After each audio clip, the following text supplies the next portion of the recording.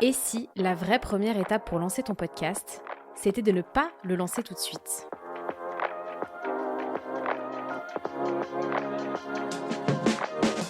Bienvenue dans Silence, ça podcast. Le podcast pour les entrepreneuses prêtes à libérer leur voix et à impacter durablement. Moi, c'est Laetitia, je suis copilote en lancement de podcast et podcast manager. Ce podcast, je l'ai imaginé comme un vrai labo, pour documenter mon propre chemin de podcasteuse et surtout pour t'aider à lancer le tien. Ici, on parle création de podcast, mindset et prise de parole pour te faire passer de l'idée à l'action. Bonne écoute!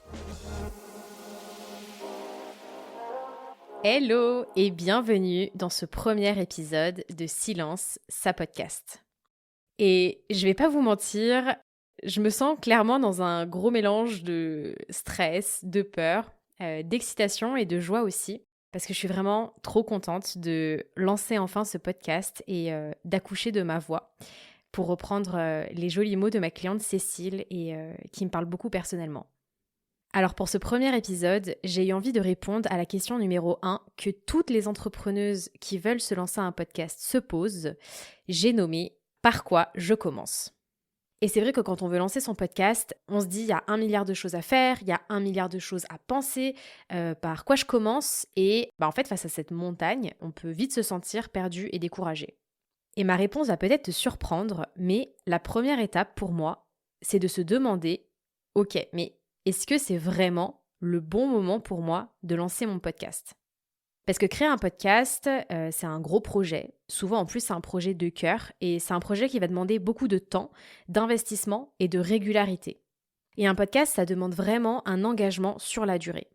Donc avant de foncer tête baissée justement dans cette montagne de choses à faire, il y a selon moi 3 questions à se poser pour être sûr que 1, tu pars bien dans la bonne direction et 2, t'éviter l'épuisement et surtout d'abandonner ton podcast avant même d'avoir vu les premiers résultats.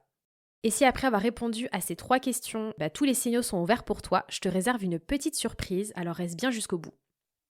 Alors je te propose de rentrer tout de suite dans le vif du sujet avec la première question, qui est, sans surprise, est-ce que c'est le bon moment pour toi? Alors déjà, par bon moment, moi j'entends pas moment parfait, car je pense que le moment parfait n'existe pas. Et je suis convaincue aussi qu'il n'y a qu'en lançant son podcast qu'on peut tester son idée, s'améliorer et faire évoluer le concept en fonction des feedbacks qu'on reçoit. Malgré ça, je pense qu'il y a des moments à éviter. Et ça, c'est uniquement ma croyance. Mais par exemple, je ne recommanderais pas de lancer son podcast dès le lancement de son activité.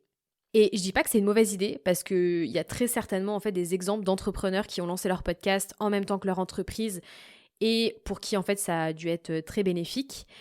Mais pour moi, quand on lance son business, les priorités sont ailleurs et lancer un podcast en même temps, ça peut surtout être le risque en fait de s'éparpiller.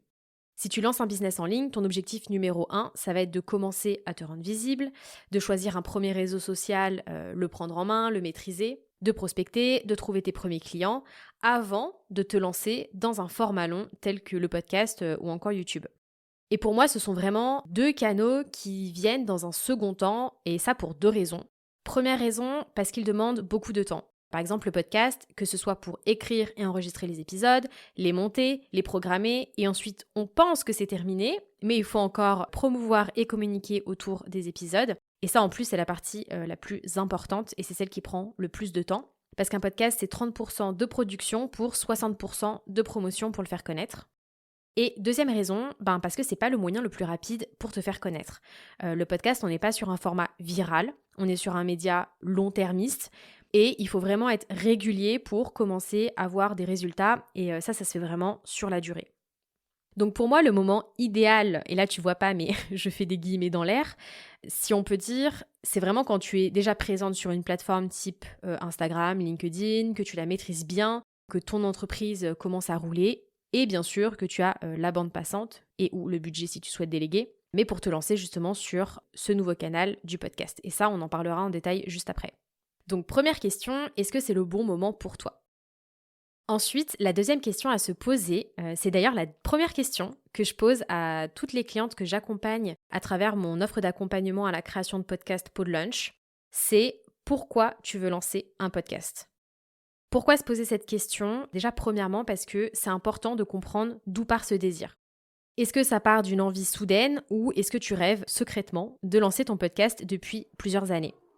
Et ça ne veut pas dire que parce que c'est une envie soudaine, tu devras attendre avant de te lancer, mais je pense que c'est une raison supplémentaire pour questionner ton désir et sonder en fait intérieurement si tu es vraiment prête à t'engager et à fournir les efforts qui seront nécessaires sur la durée. Ce pourquoi, je trouve qu'il est aussi important parce que ça va être ton moteur de motivation. C'est vraiment ce qui va te permettre de tenir sur la durée. Peut-être quand tu seras en train de t'arracher les cheveux avec ton logiciel de montage, que tu auras enregistré un épisode de podcast sans appuyer sur enregistrer. Et ça arrive bien plus souvent qu'on ne le pense. Ou aussi quand tu verras peut-être pas les résultats tout de suite et que tu commenceras à te décourager. Et enfin, ce pourquoi, il va aussi être à la base des objectifs que tu vas te fixer. Car créer son podcast, bien sûr, ça part de soi, mais il est aussi et surtout à destination des autres. Et si tu lances aussi un podcast professionnel, il doit aussi servir ton business. Donc c'est aussi important de te demander déjà, quels sont mes objectifs business? Et ensuite, quel est mon objectif professionnel numéro 1 avec mon podcast? Est-ce que par exemple tu as un objectif de notoriété, de te faire connaître? Est-ce que tu as un objectif de crédibilité? Donc par exemple d'asseoir ton expertise dans ton domaine. Est-ce que tu as un objectif de conversion? Donc avec un objectif in fine de convertir tes auditeurs en clients? Ou est-ce que c'est juste un podcast plaisir? Et cette question du pourquoi, moi je trouve qu'elle est hyper puissante car en fait elle peut soit venir activer ton feu intérieur et te donner en fait l'élan nécessaire pour te dire ok, j'ai peur, mais je sais pourquoi je le fais, c'est important pour moi et c'est aussi important pour les personnes que j'ai envie d'impacter, donc go, j'y vais. Ou au contraire, tu peux prendre conscience que tes objectifs business, en fait, ils sont ailleurs, même tes objectifs perso pourraient être ailleurs, et que c'est peut-être pas le bon moment pour toi de lancer ton podcast.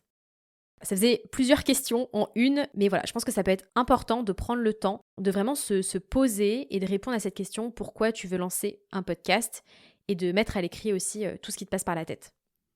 Et troisième question, selon moi, à se poser avant de se lancer dans le podcast, c'est quelles sont tes ressources disponibles aujourd'hui? Et ce que j'entends par ressources, c'est ton temps, ton énergie et ton budget. Et c'est vraiment important de le prendre en compte parce que souvent quand on a aussi envie de se lancer dans un projet, que ce soit le podcast ou d'ailleurs un autre projet, on a envie de suivre cette envie, mais on ne prend pas le temps de se poser pour se dire est-ce que oui, ça serait le bon moment, mais justement en fait en termes de temps disponible, possiblement aussi en termes de budget si c'est un projet qui demande un investissement financier. Mais voilà, en tout cas on ne prend pas le temps de se poser pour se dire en fait oui, l'envie est là, mais est-ce qu'aujourd'hui avec les engagements peut-être que j'ai déjà pris ailleurs, mon emploi du temps, est-ce que c'est possible? Et quand on veut lancer son podcast, en fonction des ressources qu'on a, ça ne va pas ressembler à la même chose. Et pour illustrer ce point, je vais prendre une thématique que j'adore, le voyage. Alors, imagine, tu rêves de partir en Nouvelle-Zélande pour tes prochaines vacances.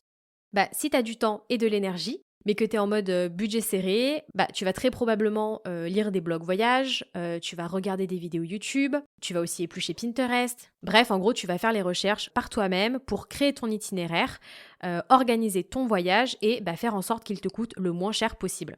Le vrai voyage de backpacker, quoi. Maintenant, prenons une autre situation. T'as le budget, mais t'as ni le temps, ni l'énergie d'éplucher tous les articles de blog pour organiser ton voyage.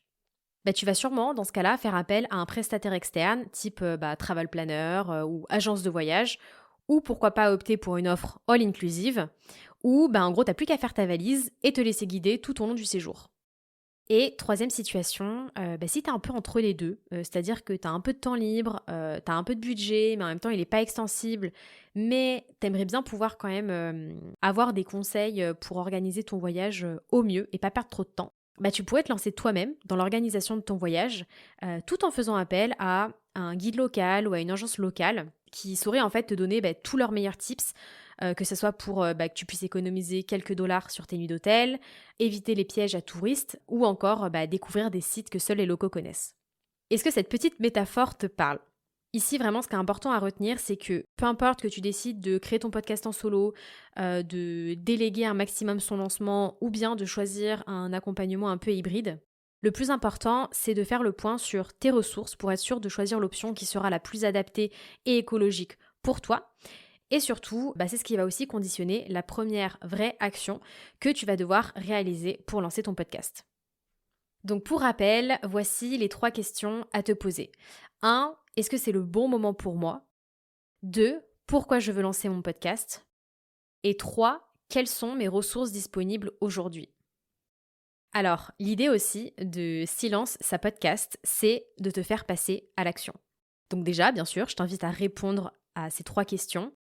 Et si les signaux sont ouverts pour toi pour lancer ton podcast, alors j'ai un petit cadeau pour toi. Donc on l'a vu, bien sûr ta première action à réaliser, ce ne sera pas la même si tu décides de lancer ton podcast en solo ou si tu décides de te faire accompagner. Donc si tu décides de te lancer en solo, j'ai créé une checklist spécialement pour toi, étape par étape, pour t'aider justement à lancer ton podcast. Et cette checklist, en fait, elle est inspirée de la méthode que l'on suit avec mes clientes d'Open Lunch. Donc en fait, tu n'as plus qu'à prendre chaque étape l'une après l'autre. Donc mon challenge pour toi, ça va être de réaliser la toute première action qui se trouve du coup tout en haut de cette liste. Et si tu décides de te faire accompagner par une podcast manager, tu peux me contacter pour en savoir plus sur ce que je propose avec mon offre d'accompagnement Podlunch. Donc Podlunch pour l'instant qui est uniquement une offre d'accompagnement individuelle sur 10 semaines, donc pour t'aider à créer et lancer ton podcast. Mais je te conseille vraiment d'aller regarder aussi un peu tout ce qui se fait sur le marché, d'éplucher un peu les offres de création de podcast pour aussi pouvoir choisir consciemment quel est toi l'accompagnement qui répondrait aussi le mieux à tes besoins. Et pour la petite info, mon offre Podlunch va se faire une beauté pendant l'été. Donc en fait, l'offre individuelle existera toujours, mais je prépare une nouvelle version qui sera davantage hybride, donc avec une partie qui sera plutôt autonome, mais toujours avec un accompagnement qui sera personnalisé et individuel. Alors si tu fais partie de la team « Je veux garder la main sur mon itinéraire », tout en bénéficiant des conseils d'un guide pour pas perdre trop de temps et kiffer ton voyage, reste bien à l'affût de ce qui va sortir en septembre. C'est tout pour moi pour ce premier épisode. Merci infiniment pour ton écoute. Si cet épisode t'a plu, je t'invite à mettre 5 étoiles sur Apple Podcast et à me partager ton ressenti. Vraiment, c'est le meilleur cadeau que tu pourrais me faire pour soutenir les balbutiements de ce podcast. Alors si jamais tu écoutes ce podcast sur Apple Podcast, pour laisser un avis, c'est très simple. Quand tu es sur la page de Silence sa podcast, tu as juste à descendre un petit peu et tu verras la partie notes et avis et tu n'as plus qu'à cliquer sur le lien en violet rédiger un avis. Et si jamais tu es plutôt de la team Spotify, tu peux me laisser un commentaire sous l'épisode et me partager avec quoi tu repars de cette écoute. On se retrouve dans le prochain épisode dans lequel je vais te partager les 3 raisons pour lesquelles le podcast pourrait te faire gagner beaucoup de temps dans ton business. À très vite.